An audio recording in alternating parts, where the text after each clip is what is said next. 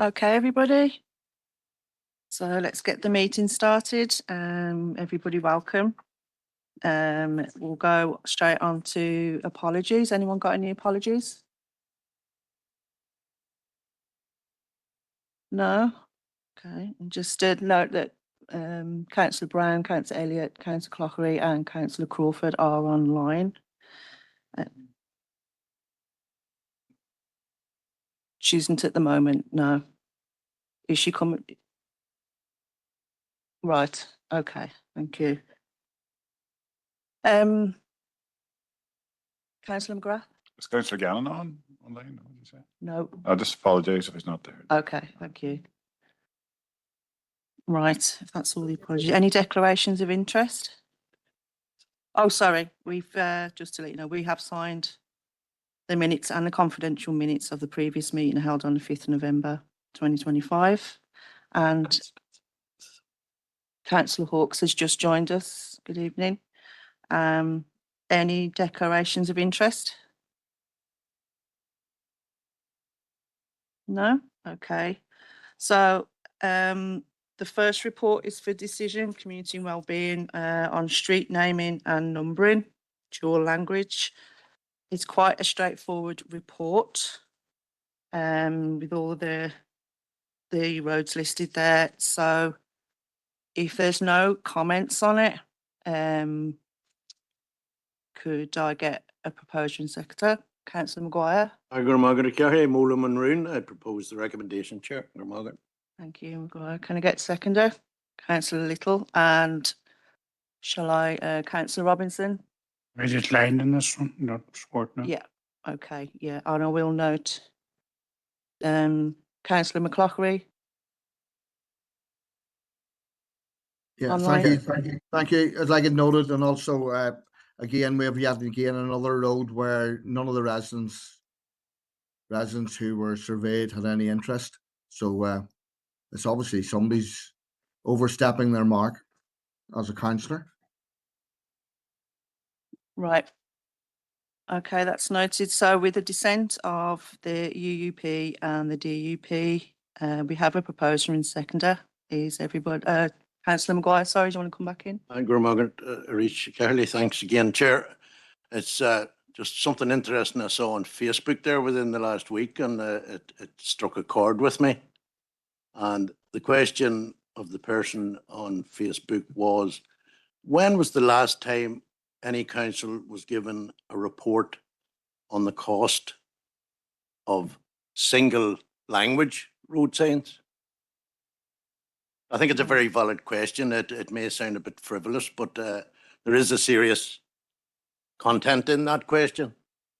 Like this continual focus on the bilingual signage, the continual the lack of support for it, regardless of the fact that it's all been properly dealt with through council. And I've said all this before, and I've also cautioned about Section 75 and all the rest of that, but it seems to be going without any heed. And it just struck a chord with me because we are seemingly content enough here to just sit and let these dual language signs be treated different from single language signs throughout the council. So just a question to John or either of the Johns. I know we get reports for the estimates and costs, etc., but we don't produce lists of English only signs and the cost itemized. So I'm questioning actually, is it proper? I've asked that question before for the content and the amount of detail that we ask for. And I know as councillors we're entitled to look at the details and the costs. I know that. But given the fact that we don't, or we don't seem to ask for it, and other councillors that are declining from this recommendation all the time, I don't think I've seen any of them on record as looking for a list of English only signs, or indeed Irish only signs, but we haven't got that far yet. But please God. So it's just a thought, but there is a serious point to it, and I think it's worth raising. Chair, if you could just, as I say, comment, please, Chair. No problem. Councillor Maguire, I'll pass you over to John News for comment on that. Chair, in respect of provision of single language signs, the council makes an annual provision and has done since its inception for the provision of road signs if they're damaged and need replaced. So I mean that's an ongoing provision within the estimates and has been since the council was formed 10 years ago. Okay, so that's all. Sorry, Got my hands up Councillor there, please, McCloughy, you again, want to Chair. come in? Yeah, go ahead. Sorry, just for the information of Councillor Maguire, and I do agree with what the director said. We do get reports. The signs, the English signs, language signs were already put there. The reason was to assist the emergency services and also postal services. But that's long past now. We actually do have an Irish only sign. It was last month, Councillor Maguire, if you can think back that far, we did have an Irish only sign, and somebody actually proposed that we put it on it twice. It's a bit like New York, New York. Name it twice. Right, okay. Councillor McCloughy, if there's no more comments on that particular, Councillor Little. Thank you, Chair. Just in relation to Councillor McCloughy and the Ulster Unionist Party's objection to this council's dual language policy, it really is, it's nauseating to hear these objections on a regular basis. And I would just remind the councillor that it was a criminal offence to erect dual language signs between 1949 and 1995. I'll just repeat that. Between 1949 and 1995, it was a criminal offence to have dual language street signs in the north. The indigenous language of Ireland was outlawed and banned in a systemic attempt to eradicate and erase the language. This policy was supported by Brian Faulkner and the Ulster Unionist Party. So I think it just to summarise here, you know, if you have nothing to contribute, only the sad, old, tired nonsense, you should maybe consider opening your ears and closing your mouth. Thank you, Chair. Okay, Councillor Hawkes. You're on mute. Sorry about that, Nolly. Okay. Well, I just maybe add a wee bit to this debate, seeing it has, went further tonight than most other nights. Unfortunately, the unionist side of things see it, the 15%, as a completely unfair policy. I've talked to so many people who at least said if a road was 50-50, we could live with it. But this 15% people can't really live with. And the others, comment I'd like to make to Rory is the Sinn Féin party's forever telling us to move on and don't look back. So there's not much point in him talking about 1949 when something was outlawed. That's all I would like to say on the subject. Thank you. Okay, Councillor Hawkes. Councillor McCloughy, if could make this one of the last comments, please, if it's not specifically about the report. Thank you, Chair. I didn't think you were going to let me back in, but again, Councillor Little unfortunately wasn't here at the time. It's the 15% bit is the bit that we actually proposed an amendment to the motion as was brought forward at the time, asking for 50% plus one. So that's our main objection, and so I don't object to the use of the Irish language. So if Councillor Little obviously missed out on that as he's only new to council. Right, okay, so noting the dissent of the UP and the DUP, can we all agree they've got proposer and seconder already? Okay. So moving on to the next report, it's to consider report on estate matters, paper B, and over to John News. Okay, thank you, Chair and members. If I can just draw your attention, first of all, there's a number of items for decision and some for information, but in particular, item 2.1, there's been some further discussions with officers and with the Education Authority in the last 2 days. So since the paper was issued, so what we intend to do is to withdraw item 2.1 from the recommendations regarding Derry Chara, and we will bring a report, an updated report on that piece of land and that lease back to committee in early in the new year. Moving on then, the next item then listed there is in respect of the an expression of interest for the operation of Oma Leisure Complex Cafe. So it's recommended that that we would progress an expression of interest exercise for the operation of the cafe, and the current caterer will continue to provide the services on a rolling monthly basis until the EOI process has reached a conclusion. Then at section 2.3, a number of requests for the use of council property. The first is from Primal Challenges for the use of Belcoo Community Centre and Forest Paths in Belmore and Lochnavar Forest for a gravel event in March of 2026.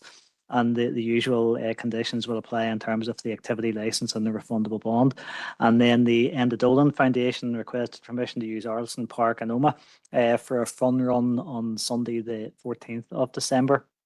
Section 2.4 then just sets out a number of retrospective requests for use of council property, two from media production companies at the Broad Meadow and then down at the Marble Arch Caves, and then Castle Caldwell, a request for the use from Siberian Husky Club for an event that took place on Sunday past, and then consultants or engineers acting on behalf of the Department of Education had done a walkover survey in the Grange Park and Oma Riverside Walk last week as well. And then in terms of section 3 of the report, just a couple of items for information. The first was in respect to the use of Castle Park Leisure Centre and Lisnaskea by SDLP in November, and then a number of items just noting the sealing of documents that, and I said those come before council on a routine basis. So members, recommendations are set out in section 9 at paragraph 9.1. And as I said, with the exception of item 1, so with the exception of item 9.1.1, it would be then that the council approves items 9.12 through to 5 and 9.26 and 7. Okay, thank you, John. Councillor Brown, you indicating to come in? Yeah, thank you, Chair. Happy to propose the recommendations there, but I would just have a question on the Darrahara playing fields item there, number 2.1, and I suppose just to note that there has been some degree of interest in that playing field, and I would think it's fair to say it is underused at the minute. So, if can you give us an outline or any plans that are in place for that bit of ground, how it's going to be developed, or if it's going to be leased out to different groups or community use or anything like that? Just because I think people would like to know and maybe see that ground developed in a bit of a way. So thank you, Chair. Okay, I'll pass you to John Boyle for a comment on that. Yeah, thank you, Chair. Councillor Brown, yeah, part of the reason why we're withdrawing the report at this point in time is exactly in relation to the discussions that are going on with a number of groups in relation to the use of the Darrahara playing fields and sporting organisations that would have an interest in it. We're trying to bottom out the level of interest that would be and the impact that would have on any future leasing arrangements that we would have with the Education Authority. So at this stage, I would rather, if possible, not to go into the detail of that. Maybe I can do in committee if that is okay, but it's the sensitive time at this stage, and I would rather not go into the detail, but it would be included in any future report that we would bring to committee. Okay. Anybody? Can I just get a seconder then? Oh, sorry, Councillor Crawford, do you want to come in? No, thank you, Chair. It's just that the Director has indicated he may elaborate if we go into confidential. Is that something that he's prepared to do? Yes, Chair, certainly. Yeah, we can talk about it in confidential business. So can I propose that then? Yep. We can cover it under the confidential business, the States paper. I don't think we need a proposal for that. That's all. I appreciate that, Director. Thank you. Thanks, Chair. Are you happy to second that, Councillor Crawford? The noting Yes. of the Yeah, I'm indeed, Chair. Thank you. Yeah. Thank you. Okay. If there's no other things, then we'll go on to the next, which is over to 6.1 to report on the A5N2 cross-border committee. John, please. Thank you, Chair, and members. This is a report for information, but I know it'll be for information that a lot of people will be interested in. The council is one of 5 councils involved in the A5N2 cross-border committee, and the report just sets out some updates on respect of a number of engagements, in particular with the cross-border committee's most recent meeting in Lifford, which a number of members had attended. It just gives a little bit of a background, and says the details of the papers that were considered at that report are also included in the report as an appendix. There's also just been an update on, say, some of the other engagements that have taken place between members and other organisations, including a meeting with the Minister for Infrastructure, and then between the mayors and chairs and the chief executives of the 5 councils a couple of months ago as well. And I suppose just the last points are really, it's for information, but it's information I'm sure most people are very familiar with. That's that the Department for Infrastructure's appeal is listed for the High Court in Belfast, and that's set to be heard on the 10th of December next week, although it's not expected that there'll be a ruling until certainly into the new year, and it may be February, March. And then also just to note that the Department of Agriculture, Environment and Rural Affairs secured permission to intervene in support of DFI's appeal. And I know that was certainly something that was welcomed at the recent cross-border committee meeting. So I said just to note that those recent meetings has also considered the possibility that there might be the inclusion of the A5N2 project in a future North-South Ministerial Council. So the recommendation just that Council notes the update in respect of the A5 cross-border committee. Thank you, John. Councillor McGrath. Thank you, Chair. No, happy enough to propose, and myself and Councillor Rainey attended that meeting, and Niall McKenna and from Enough Campaign give us a detailed presentation on the events since the loss of John Rafferty on the A5. And it was a hard listen now, to be honest. But I just want to acknowledge Niall and the Enough Campaign. Thank you, Chair.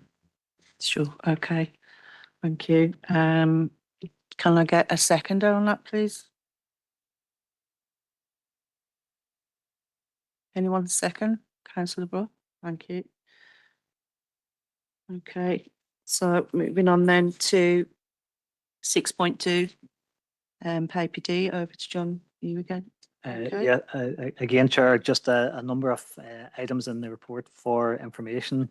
The first is in respect of Environmental Services Committee actions over the preceding 3-month period, the preceding 3 meetings, I should say, rather. So 93% of all of the actions from the committee cleared in that time, and say 3 of those then still in progress, and just the detail of those is set out within the report. And then just the other 2 items really for information. First is in respect of a DAERA small woodland grant scheme that has opened recently and will close in January. And certainly it may be something that members may wish to share again within their own DEAs or with interested parties. It's a funding opportunity that's designed to expand native woodlands and support biodiversity and tackling climate change. And then the links are set out within the report. And then the second one, really just for information, DAERA have introduced a ban as part of a UK-wide approach on the sale and supply of plastic wet wipes, and it's expected that ban will come into effect in May 2027, which should allow a transition period for retailers who hold supplies of those types of materials. So members, the recommendation set out at 8.1 in the report that Council notes the updates provided in respect of the actions completed, DAERA Small Woodlands Grant, and the ban on the sale and supply of plastic wet wipes. Thank you, John. Can I ask Councillor Crawford, is your hand up from before? Yes, it is, Chair.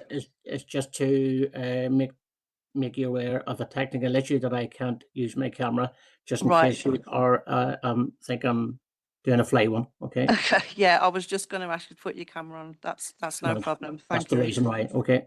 Yeah, no problem. Thank you. Councillor Brown. No, why Dermot Brownflow? It's Councillor Feely. Sorry. It's got the wrong chair. So, You're up at Councillor Brown on here, sorry. sorry Councillor about that, Feely. Chair. I just, Decky's tablet wasn't going, so we That's were just sharing it in the start. I'll move back now. No, I just want to propose the note. Hey, Thank you. good to see that ban on the sale of plastic wet wipes coming in. So just propose the note. Thank you, Councillor Feely. And can I get a seconder? Councillor Robinson, thank you. Okay, on to the next. Everybody in agreement? Yeah.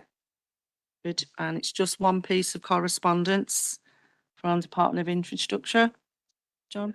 Yeah, Chair, just from DFI to note the extension of a 30-mile-an-hour speed limit within Derrygonnelly. So again, the map is included as an appendix to the correspondence. So just a proposer and a seconder to note. Okay, thank you, John. Councillor Feely? That was lobbying on that for a while, so good to see that coming through. Thank you. Okay, thank you. And can I get a seconder? Councillor Robinson again, thank you. Okay,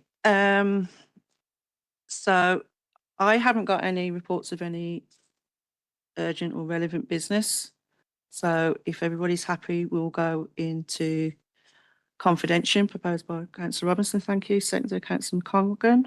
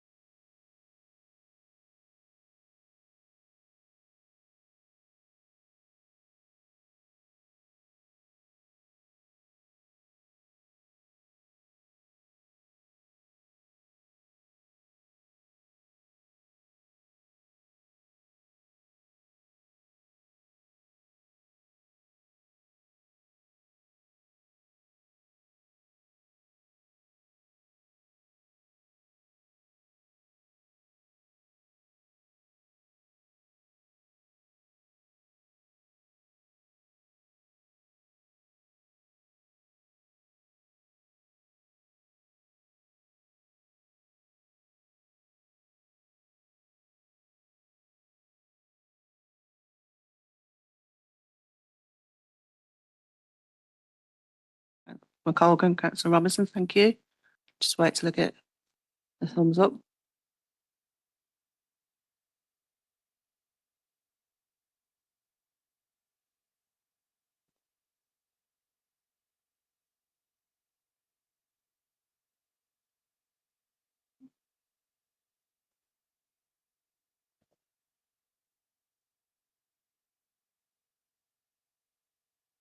Okay, thank you.